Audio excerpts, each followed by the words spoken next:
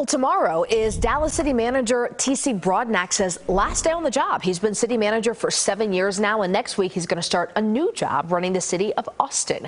Assistant City Manager Kim Tolbert, she's going to step in for the meantime. And as city's top administrator, a city manager we know is often considered to be the most important person in a local government, though it is one the public often knows very little about. Yeah, candidates for the job don't have to fundraise, campaign, or even appear on a ballot. They're hired by a consensus on behalf of city council. Yeah, I bet you didn't know that. Andrea Lucia met with someone who once held the job in Dallas to get the inside scoop of what it's really like.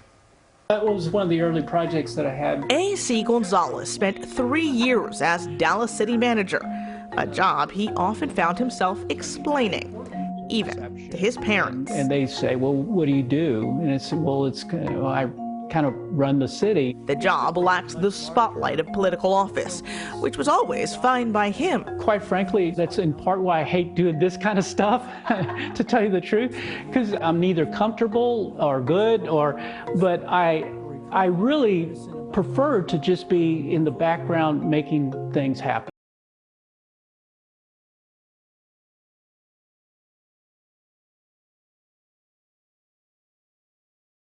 Individual power than any of these elected officials acting alone. In Dallas, they oversee the city's 14,000 employees, manage its multi-billion-dollar budget, set policies, inform city council with recommendations, and implement the council's decisions. Your job is to do the very best you can to give a recommendation to council.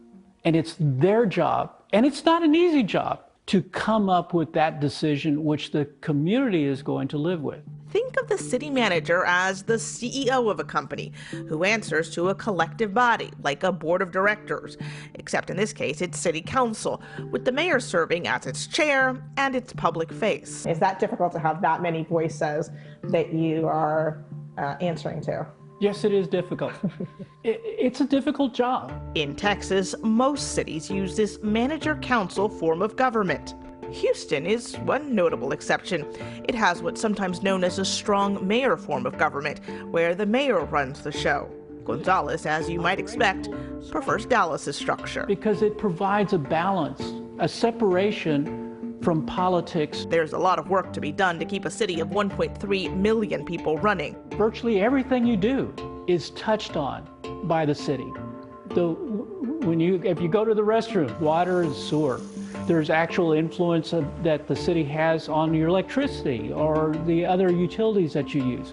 You get in the car, you drive on a street, whether or not there's a place to recreate, how your neighborhood is put together. That's in part governed by the city. Is it a hard job to have? Because everything that you mentioned sounds like something that I would take for granted. That, Gonzalez says, is the goal. It's to make it look effortless. The job, overseeing everything from police and fire to trash pickup and economic development, can make you a target of criticism.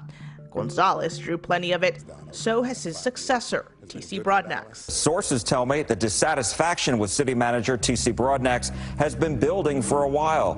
As Dallas looks for its next manager, Gonzalez says there aren't too many people up to the job. You're going to get a lot of names, but in terms of who has prior experiences and who has the track record is going to be a fairly smaller group. And you're going to be beat up for every moment that you're there by somebody while you're doing it. You're not really selling it. You have to have a very strong part of yourself that's driven for public service. That's what I would get excited about. In Dallas, Andrea Lucia, CBS News, Texas.